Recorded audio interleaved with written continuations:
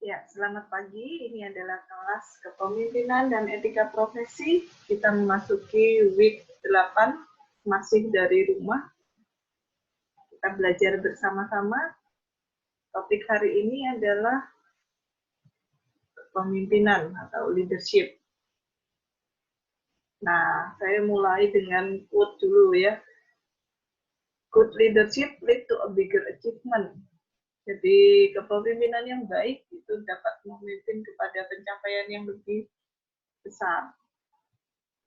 Itu saya sarikan dari berbagai hal. Quote yang kedua saya paraphrase dari beberapa kalimat milik John C. Maxwell. Leadership in line with effectiveness. Jadi kepemimpinan yang baik itu dapat membuat sesuatu lebih efektif. Kepemimpinan sejalan dengan efektif. Beberapa pemimpin yang mungkin Anda kenal, mungkin Anda sudah tahu Elon Musk, ya. Elon Musk itu tipenya berbeda, jenis pemimpin yang berbeda dengan seorang pemimpin lain, Joko Widodo. Yang satu dari kalangan researcher merangkap pengusaha, yang satu dari dunia politik. Saya penasaran, apakah ada yang tahu pemimpin tipe yang ketiga? Pemimpin fiksi ini ya, hanya untuk penggemar GOP. Erick Thohir, yang dari pengusaha berubah menjadi pemimpin politik. Dari grup olahraga ada Solskjaer dari Manchester United. Manajer sepak bola, pemimpin juga ya.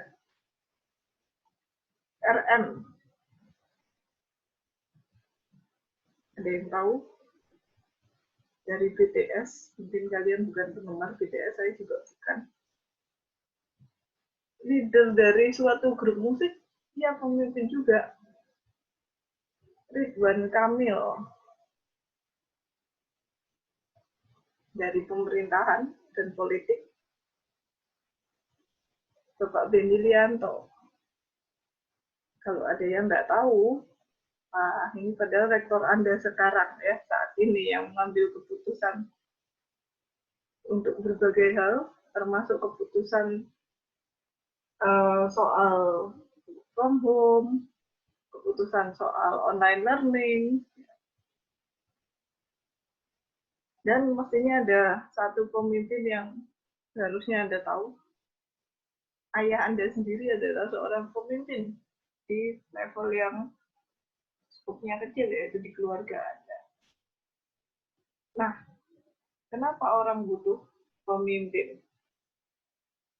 Orang butuh pemimpin karena berbagai aspek ya. Yang pertama, yang dibutuhkan, fungsi yang dibutuhkan dari seorang pemimpin itu adalah visi dan misinya. Kenapa? Karena orang-orang ini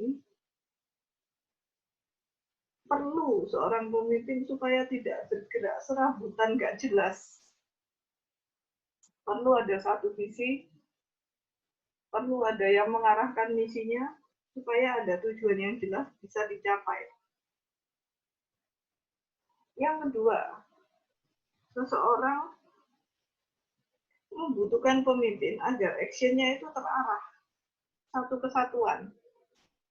Nah, ini biasanya seorang pemimpin yang define suatu organisasi. Supaya di dalam satu organisasi, kita nggak satu ke kanan, satu ke kiri, akhirnya nggak kemana-mana yang di tempat. Karena kita saling berseberangan sendiri. Nah, makanya dalam menghadapi suatu masalah, gitu ya, seorang pemimpin harus menjaga supaya tidak ada tarik-tarikan di dalam.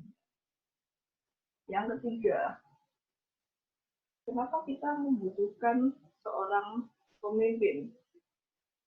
Kita butuh pemimpin supaya semuanya bergerak. Nggak diam-diaman, kita membutuhkan pemimpin supaya ada pergerakan, supaya ada perubahan. Jadi supaya semua orang bisa bergerak, ya butuh pemimpin. Terus kemudian yang terakhir, orang-orang ini memiliki kemauan sendiri-sendiri. Harus ada satu decision maker. Dan harus ada satu yang bisa memanajemen konflik. Nah, itulah kenapa kehadiran seorang pemimpin ini sangat diperlukan. Seorang pemimpin itu dihasilkan, seorang pemimpin yang baik itu dihasilkan dari apa? Ada 3 kata kuncinya. Yang satu, kepemimpinan ini berurusan dengan masalah pengaruh. Tidak mungkin seorang pemimpin yang baik tidak mempengaruhi apa-apa. Seorang pemimpin itu punya kekuatan pengaruh. Jadi kepemimpinan adalah masalah pengaruh. Nah, biasanya bagaimana seseorang bisa mempengaruhi orang lain itu ada 2. Satu, dia punya integritas. Seorang pemimpin yang punya integritas, dia bisa menggerakkan orang. Orang bisa percaya. Seseorang bisa mempengaruhi orang lain kalau dipercaya. Maka supaya bisa dipercaya, dia harus punya integritas dulu. Yang kedua, seorang bisa menjadi pemimpin kalau dipercaya karena dia punya visi, dia punya mimpi yang orang lain ikut tergerak gitu oleh mimpinya itu, kemudian dia percaya. Nah, 2 ini penting karena tidak mungkin seseorang punya visi terus nggak punya integritas, tidak bisa dipercaya. Seseorang ini baik, punya integritas, tapi nggak punya bayangan mau kemana, maka orang-orang tidak mau ikut pemimpin yang seperti itu. Harus ada dua-duanya. Nah, biasanya kekuatan pengaruh seorang pemimpin ini teruji dan bisa dilihat dari contohnya, misalnya pemimpin suatu organisasi sukarela, kalau dibandingkan dengan pemimpin di organisasi ya seperti perusahaan ya, itu akan tampak jelas bedanya. Karena seorang pemimpin perusahaan, apapun yang terjadi, seburuk-buruknya performanya, seburuk-buruknya integritasnya, atau misalnya dia tidak punya visi sekalipun, orang-orang yang ada di bawahnya tetap harus mengikuti dia. Tetapi dari organisasi sukarela, entah itu yang berbau agama atau swadaya masyarakat, tidak ada ikatan apapun. Karyawan butuh gaji. Kalau orang-orang yang tergabung di suatu organisasi sukarela nggak butuh apa-apa, maka pemimpin yang buruk bisa ditinggalkan dengan cepat. Nah, mari kita lihat suatu cerita sukses dari 2 orang ya. Yang satu namanya Dick, satunya Maurice, ini masih saudara. Mereka sudah punya sudah mencoba berbagai bisnis ya. Tidak berhasil. Sampai suatu ketika mereka punya bisnis resto makanan. Nah, resto ini cepat berkembang dan kebetulan lokasinya juga strategis sehingga banyak orang-orang supir-supir truk yang lewat di jalanan itu membutuhkan makanan dan itu adalah pelanggan-pelanggan mereka. Karena mereka cepat berkembang, maka resto ini memberikan penghasilan yang tinggi buat Dick and Maurice. Nah, penghasilan yang tinggi ini juga merupakan akibat dari mereka berdua ini manajemennya baik sekali, pintar juga. Resto ini tidak diam begitu saja, tapi berkembang ya. mereka melihat, oh orang-orang ini membutuhkan sesuatu yang cepat, maka penyajiannya harus cepat. Mereka menggantikan piring-piring biasa dengan plastik, dengan sesuatu yang sekali pakai, sehingga cepat, nggak perlu cuci piring, ya. Pelayanan bisa cepat.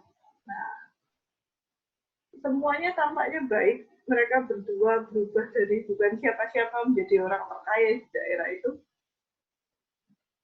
Apakah santai di sana saja? Ternyata mereka sebenarnya punya mimpi yang lebih tinggi lagi. Yaitu mereka berharap bahwa ini bisa berkembang ke tempat-tempat lain. Tapi mereka agak kesulitan gitu ya mengatur restoran di area yang jauh dari mereka. Mereka coba mensubkannya jadi semacam franchise, tapi kurang berhasil. Hingga pada suatu saat mereka menjual ke atas restoran tersebut. Nah, orang di mana mereka menjual hak ini adalah seorang pemimpin yang baik. Restoran itu menjadi suatu produk franchise yang sangat terkenal sampai sekarang, dan itu adalah McDonald's. Apakah restoran Big and Maurice itu gagal? Enggak. Restoran itu berhasil sampai ke satu tahap. Penghasilannya sudah tinggi, tapi ya udah sampai di situ saja. Pemimpin yang berbeda menghasilkan hasil yang berbeda. Big and Maurice adalah manajer yang baik, tapi mereka bukan pemimpin. Keahlian mereka hanya sampai pada tahap manajer. Nah, mari kita lihat beberapa mitos tentang kepemimpinan ya. Satu, seperti Big and Maurice, manajemen itu penting. Mengatur itu penting ya, efisiensi, efektivitas itu penting. Tapi seseorang yang mampu memanage belum tentu pemimpin. Entrepreneur, seseorang yang bisa mengusahakan sesuatu. Big and Maurice ini termasuk pengusaha yang cerdas. Seseorang yang bisa melakukan itu belum tentu pemimpin. Ini yang selama ini dianggap oleh dunia. Waktu mencari pemimpin, mereka kadang-kadang mencari seseorang yang pandai memanage. Salah. Seseorang yang pandai mengubah sesuatu menjadi bisnis. Salah. Seseorang yang punya pengetahuan, ilmu. Salah juga. Mereka bukan pemimpin. Seseorang yang pertama kali melakukan sesuatu, pioneer, mereka bukan pemimpin juga. Dan terakhir, yang pasti bukan pemimpin adalah seseorang yang diberi posisi. Nah, ini adalah yang disebutkan sebagai tipe-tipe pemimpin yang salah ya. Pemimpin itu ada yang kelihatannya tidak nyata, sama nyata. Pemimpin yang tidak nyata itu ya kita menyebutnya medical leader itu karena mereka cuma ngomong aja. Kalau membicarakan seharusnya begini, seharusnya begitu, kelihatannya masuk akal. Tapi tidak ada wujudnya, tidak ada hasilnya. Selama mereka memimpin ya pidato saja mungkin yang bisa. Ya. Sedangkan pemimpin yang sesungguhnya itu menghasilkan karena apa? Karena mereka melakukan apa yang mereka katakan. Nah, sekarang kita lihat untuk menjadi pemimpin yang benar itu bagaimana? Ada 5 tahap kepemimpinan. Ya. Yang pertama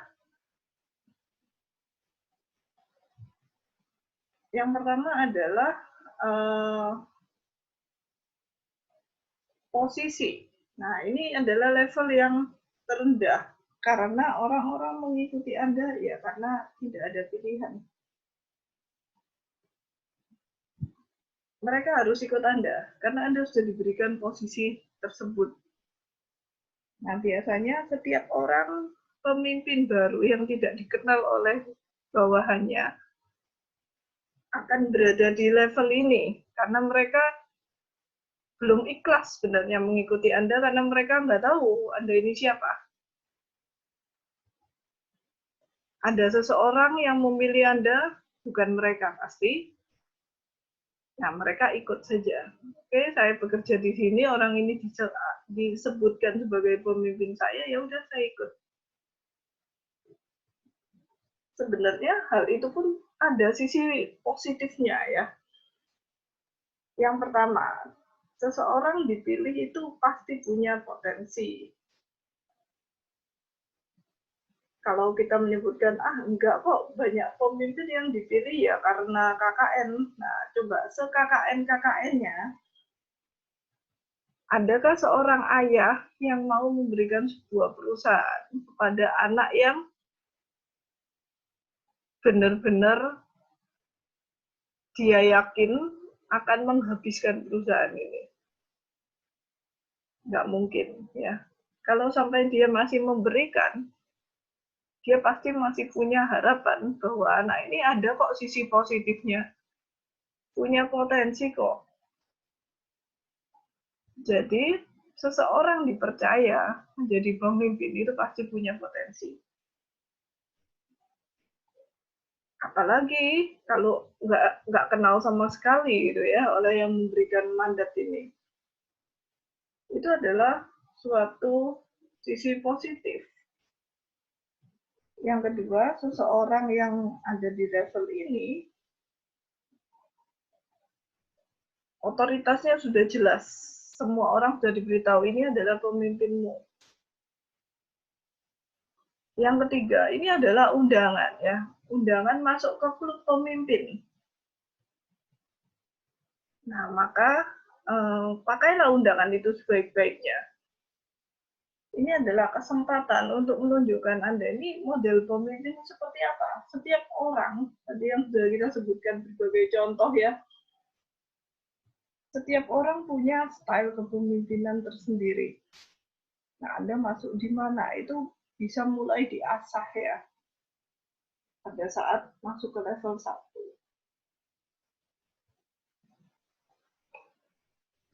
Tapi level 1 ini juga punya sisi negatif ya. Sisi negatifnya ada beberapa. Yang pertama, ini misleading ya. Seringkali orang yang ada di level 1 mengira, oke, saya sudah diberi mandat jadi pemimpin, semua orang tahu saya pemimpinnya, maka ya pasti sayalah pemimpinnya. Nah, itu kadang-kadang salah. Jadi terkadang orang-orang ini ikut rapat dan kaget. Ternyata saya kok nggak bisa mengendalikan. Ternyata ada orang lain yang seperti pemimpinnya mereka semua. Nah, jadi saya ini bos model apa ya? Karena orang-orang lebih mendengarkan orang ini lebih cocok jadi pemimpin. Yang kedua, ya, karena Anda masih perlu fight untuk kepemimpinan Anda, terkadang jadi tergoda untuk menjatuhkan atau kelihatan merendahkan yang lain. Nah, ini sebenarnya menunjukkan insecurity seorang pemimpin. Kalau sampai dia merendahkan banyak orang bawahannya, itu berarti dia lagi sebenarnya di dalam hatinya insecure. Dia merasa perlu fighting supaya masih bisa dianggap pemimpin. Negatif side yang lain itu adalah supaya tetap ada di posisi itu. Terkadang jadi ada di dalam politik kantor ya. Anda tidak percaya kepada pengaruh Anda kepada para bawahan sehingga Anda merasa harus berpolitik. Berpolitik berarti Anda harus mungkin Anda harus berbaik-baik kepada orang-orang yang ada di puncak kekuasaan supaya Anda tetap masih bisa ada di posisi Anda sekarang. Dan yang ada di posisi ini karena merasa berat sekali berjuang untuk jadi pemimpin, mereka tidak melihat esensi kepemimpinan yang benar, maka mereka mementingkan hak daripada kewajiban mereka. Nah, nomor 2 sampai 4 itu pilihan ya. Nomor 1 ini adalah sesuatu yang bisa terjadi. Aspek lainnya, kalau ini hanya benar-benar posisi dan Anda tidak ada koneksi dengan yang lain, maka ya lonely ya. Mungkin sudah biasa ada grup WA, misalnya grup WA teman kantor. Nah, nanti ada grup WA teman kantor tapi tanpa bos. Di mana orang bisa ngobrol seenaknya sendiri, termasuk mencela-cela pemimpinnya. Nah, itu ya. Itu sangat sering terjadi. Kalau pergi keluar, nggak enak kalau ada pemimpinnya. Maka pemimpin ini jadi seperti party crasher gitu ya. Nggak menarik, tidak disukai, tidak diharapkan ada.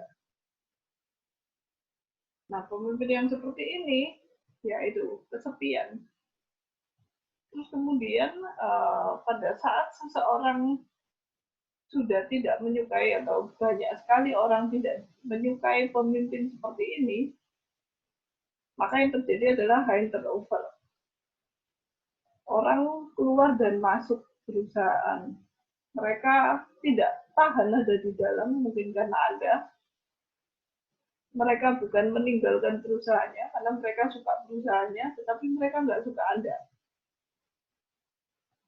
Nah, orang-orang yang tidak suka dipimpin, itu akan memberikan effort seadanya, bukan yang terbaik. Maka mereka kerja itu dengan terpaksa, sering-sering lihat jam, kapan pulang gitu ya, setengah jam sebelumnya sudah berberes. Begitu jamnya bunyi, langsung lari. Ya. Kalau diminta mengerjakan sesuatu, ya secukupnya saja, nggak usah terlalu bagus, nggak usah meluangkan waktu lebih. Pokoknya berikan saja sesedikit mungkin, bukan sebagus mungkin, bukan sebanyak mungkin, sesedikit mungkin. Kalau rapat kelihatannya hadir, tapi nyawanya entah di mana. Secara mental absen, nggak ada. Ya. Secara fisik muncul. Entah rohnya lagi mikirin apa gitu ya. Lain sambil mikir ini kapan berakhir. Nah, maka orang-orang ini tidak berguna. Nah, kenapa mereka tidak berperan?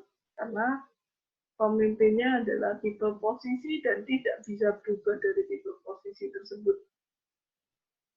Nah, padahal Anda sudah diberi kesempatan. Tadi kan ada potensi diberi kesempatan. Kalau tetap seperti itu, tetap levelnya posisi nggak berubah-berubah,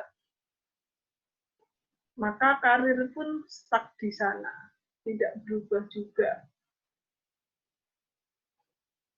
Nah, jadi bagaimana Anda harus pindah level, harus naik. Nggak boleh tetap ada di position. Position itu pertama kali diberikan, ada potensi. Tapi tidak bisa diam saja di sana seterusnya. Anda harus maju ke level 2 dengan mempertimbangkan ini. Bahwa title itu bukan yang terpenting. Overrated itu ya. Title itu tidak penting. Yang penting, paling penting itu adalah orang. Bawaan Anda itu adalah aset paling berharga Anda. Posisi itu percuma. Kalau semua yang ada di bawah Anda tidak terpengaruh oleh Anda. Kemudian kita harus berpikir bahwa Anda tidak selalu punya jawaban atas segala sesuatu. Tidak apa. Mari manfaatkan orang-orang di sekitar Anda untuk mengerjakan sesuatu. Supaya Anda bisa maju ke level berikutnya. Maka apa yang harus dilakukan? Pertama, belajar. Ya, akui bahwa Anda harus belajar. Mungkin Anda perlu coach kepemimpinan. Dan Anda harus berkomitmen. Artinya apa? Luangkan waktu lebih. Luangkan tenaga lebih. Menderitalah lebih. Ya. Supaya Anda bisa tumbuh menjadi pemimpin yang bukan sekedar level 1. Nah, Anda sudah diberi kepercayaan. Pasti ada potensinya kan? Nah, coba kamu cari apa potensi Anda dan asah dan tunjukkan dan pakai. Jangan mengecewakan orang yang sudah memilih Anda jadi pemimpin. Pemimpin seringkali menarik karena apa? Karena visinya. Nah, maka manfaatkan itu. Fokus pada visi Anda mula-mula. Apa yang mau kamu kerjakan? Jangan gampang terdistract dengan pekerjaan lain. Lalu kemudian mulailah menjalin koneksi dengan bawahan Anda, dengan rekan-rekan kerja Anda. Jadilah orang yang rendah hati, akui mereka, dan belajar ngomong, saya nggak tahu. Nah, semua ini bisa Anda lakukan pada saat Anda masih di posisi 1, supaya Anda bisa maju ke level yang berikutnya, yaitu permission. Anda diizinkan untuk memimpin banyak orang. Kenapa diizinkan? Karena mereka suka Anda. Mengapa mereka suka Anda? Mereka percaya kepada Anda karena Anda menunjukkan bahwa Anda care. Anda ada di pihak mereka, Anda peduli sama mereka. Nah, di level yang kedua ini ada sisi baiknya ya. Karena Anda disukai oleh mereka. Tadi yang level 1 kan mereka terpaksa. Mereka belum kenal. Nah, ini sudah kenal dan mereka suka. Karena Anda baik dan Anda perhatian dengan mereka. Maka tempat kerja ini jadi tempat kerja yang menyenangkan. Suasana menyenangkan, mungkin kalau ingin bekerja gitu ya, itu nggak ada hari Senin akhir Monday itu nggak ada. Karena apa? Tempat kerja saya menyenangkan. Karena tempat kerja menyenangkan, berangkat kerja itu semangat. Ada di tempat kerja juga bersemangat. Nah, orang yang bersemangat bekerja, hasilnya mestinya lebih bagus daripada yang tadi itu ya, yang cuma ngeliatin jam kapan pulang, memberikan effort seadanya. Seharusnya di sini dengan energi yang tinggi, ya effortnya lebih baik juga. Saluran komunikasi lancar, semuanya terbuka. Nah, semua pekerja gitu ya, itu kalau Anda ada di posisi ini, semua pekerja itu bisa Anda temukan bahwa mereka penting. Dan Anda biasanya menyampaikan itu kepada mereka. Oh, kamu itu penting, berharga di perusahaan ini karena ini. Dan biasanya pemimpin yang ada di level ini menjalin tidak perlu politik kantor karena apa? Karena mereka mendapat kepercayaan itu dengan cara yang pelan-pelan ya. Mereka menjalin relasi sehingga lama-lama dipercayai. Bukan cuma satu saya berusaha menarik simpati dengan satu kali aja. Seperti yang biasanya dilakukan di dalam politik ya, politik perkantoran. Nah, sisi negatifnya terkadang pemimpin yang ada di level 2 ini dianggap sangat soft ya, sangat lemah. Karena apa? Karena pekerja ini sudah dekat, sudah connect dengan pemimpinnya sehingga pemimpin tidak seperti pemimpin lagi, mungkin lebih seperti teman. Dan terkadang pemimpin yang seperti ini gampang dimanfaatkan. Nah, ini negatif. aspeknya. Selain itu ada dua ekstrim yang bisa terjadi ya. Untuk mengenal orang itu butuh waktu, nggak bisa kita menghafal ya orangnya ini seperti apa gitu ya dalam satu hari berusaha kenal baik. Nah, butuh relasi yang intens. Nah, relasi yang intens terus-menerus ini butuh waktu lama untuk menuju ke sini.